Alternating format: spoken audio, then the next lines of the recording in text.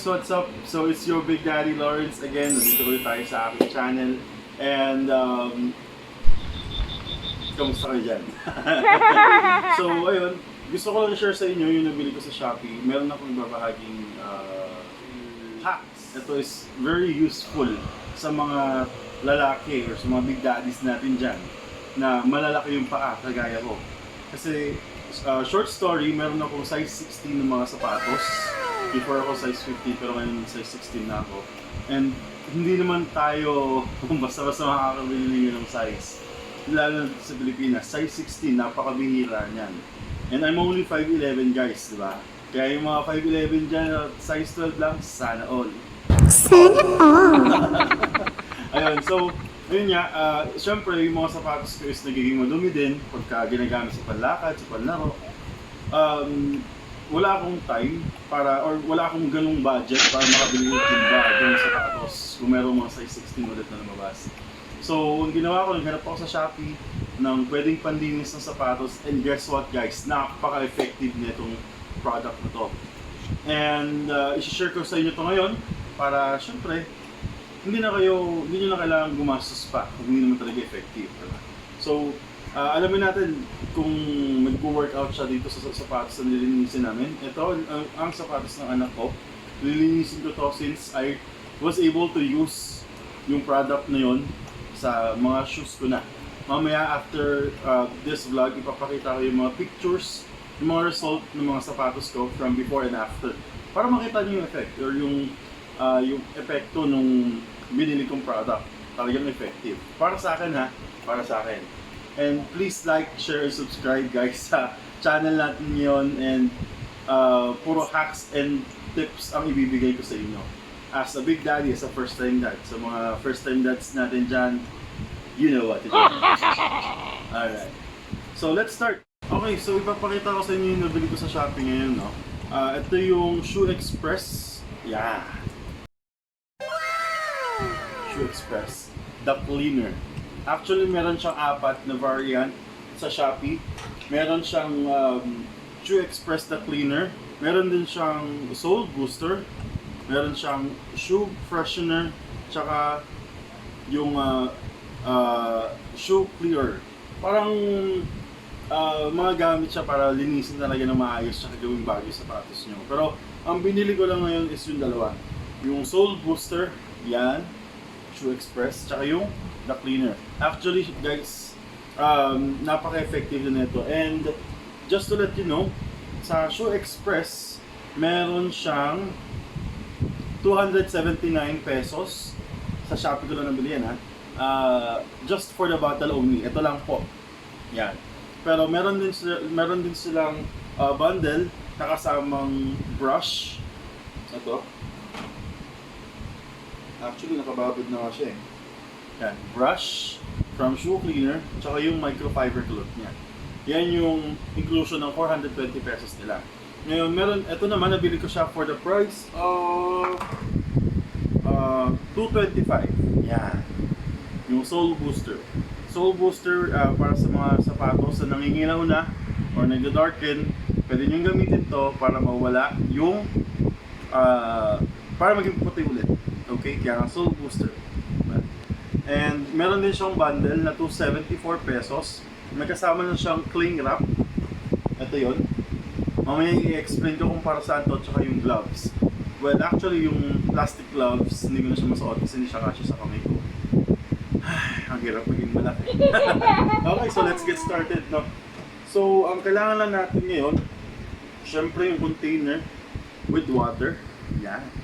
Container with water. Yan, kita nyo ba yung tubig? Tapos, yung brush from Shoexpress, tsaka yung microfiber cloth. Then, another empty container. Mamaya, para sa sole booster natin.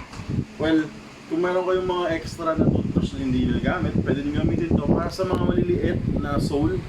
Kagaya nung sapatos ng anak ko. Yan. Kasi para sa akin mas effective itong toothbrush dito. Pero pwede nyo na naman gamitin to, walang problema yan. So, yun, simulan natin kung paano gagawin.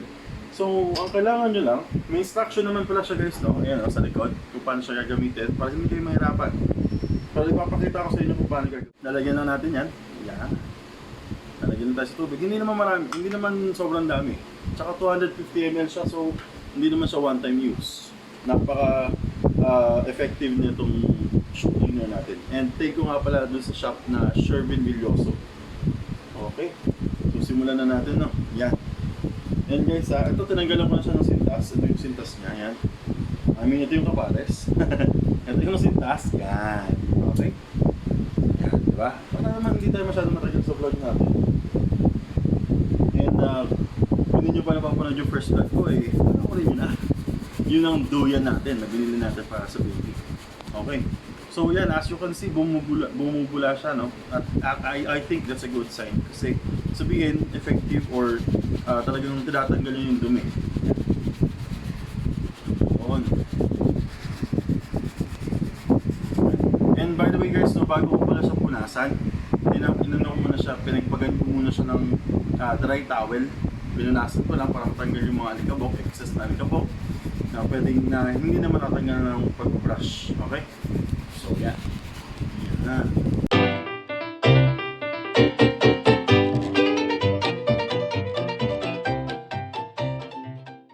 Ayan guys, so tapos na ako sa paggamit ng brush or ng shoe cleaner. Ayan. So ngayon ipapat or tap dry na lang natin to. Ayan, punasan muna natin. Ayan. Tsaka meron pa pala siya guys, no? Doon sa may shop din, meron din siyang stain remover. Pag may mga naman channel ba, ketchup, yung mga puti yung sapatos, magagamit ko rin siya. And based on my research, effective din talaga yung mga stain remover niyo. So yan. Tap lang natin siya para mawala. And sa mga magtataka kung effective talaga siya sa white shoes, yes actually. Meron din akong papakita sa inyo mamaya na white shoes ko na nabili ko. Medyo may sign of usage na siya. Pero nung ginamit ako na siya ng shoe cleaner, wow, naging bago. Except na doon sa may, ano tawag dito? Yung dila. Kalimutan ko na eh. Basta yung dila ng sapatos, medyo hindi na natanggal. Pero pwede ko naman ulit yung process. Kasi sabi naman dito, repeat as needed. Kung kinakailangan. Kung hindi ka satisfied, ulitin mo lang. Wala namang masamang umulit. Okay. So next step natin is gagamitin natin siya ng sole booster. As you can see guys, medyo darkish siya. Compare mo siya sa original niya. And I think may mas ipuputi pa to. Yan. Ito na yung product natin. Ito na yung finished product sa shoe cleaner. Yan. Compare nyo siya dyan. Diba? Medyo malayo na yung yung difference, no? Yan. O, diba? Bands of the wool. Okay. So gagamitin na natin ngayon na sole booster. Lagyan lang tayo dito. Again, hindi lang kailangan ng sobrang dami. So wag din yung sobrang konti. Yan. Tapos, kuha ka lang ng brush. Sa akin guys, talaga brush ang gamit ko. Specific.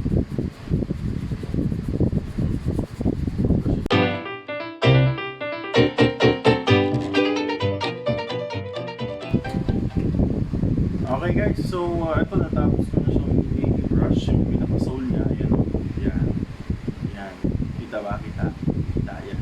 Good. So the last two things na lang gagawin natin, ibabalot natin ito sa rolling wrap. So doon muna ang ating ilagay dahil medyo mahihirapan tayo. Actually guys, meron na nga siya pagbabago eh. Compare dito. Hindi ko sure kung nakikita niyo ba. Meron na, di ba? Kita na yung pagbabago eh. So mamaya, ang gagawin natin is ilalagay natin yung cling wrap, then ibababad natin siya sa araw. Ilalagay na natin siya sa araw for 30 to 1 hour. Pero ako kasi mas gusto ko 1 hour para mas kita mo talaga yung resulta, no? And yan. So yan guys, yan, nakabalot siya sa cling wrap. Then we'll just leave it under the sun. Under the sea. And sa for 30 to 1 hour again. It depends on you kung gusto niyo 30 minutes, 40 minutes, or 1 hour. Basta ako, nalagay ko siya 1 hour and I'll be back to you guys. Stay tuned! Alright, so hi guys again. Update lang dito sa sapatos. It's more than 30 minutes ngayon. Sinabi ko 1 hour, yes, kasi kaso biglang kumulimlim at medyo umambon, so kinuha ko na siya sa taas. Pero more than 30 minutes naman na siya. So I think it's good. And guys, may pinagbago talaga guys. Ayan o. Just to show you, ayan o. Kita niyo ba? Oh. Kitang-kita naman siguro, no? Ito guys, medyo darkish na may pagka-yellowish. Ito guys, pumuti na siya. Hindi yung sobrang puting-puti talaga, pero pumuti. Diba? Ayan o. Oh. Diba? Told you! This is one of the greatest hacks na na-discover ko sa Shopee. And I think mas madali siya kaysa sa magpapalinis ka sa labas. So, isa na lang yung gagawin natin, no? Lalagyan na natin yung tubig, itong towel. Then, pupunasan na natin siya. Then, it's all done. So, ito yung before. Ito yung puti. Yan, no? Guys, it might not look as brand new, pero tingnan nyo naman yung difference. Yan. Oh. Itong dilalaw ng sapatos or basta ito, medyo hindi lang siya ganung kaputi talaga. Pero guys, tingnan nyo naman. Look at the sole. Ang layo ng difference ng sole nung umpisa, nung lumang picture dito. Thank you for watching my vlogs and I hope stay tuned. sorry. Balik natin yan. So I hope nag-enjoy kayo and may natutunan kayo sa vlogs natin ngayon. Stay tuned for more hacks and tips. Again, this is your Big Daddy, Lawrence, and see you on the next vlog. Thank you. Bye-bye.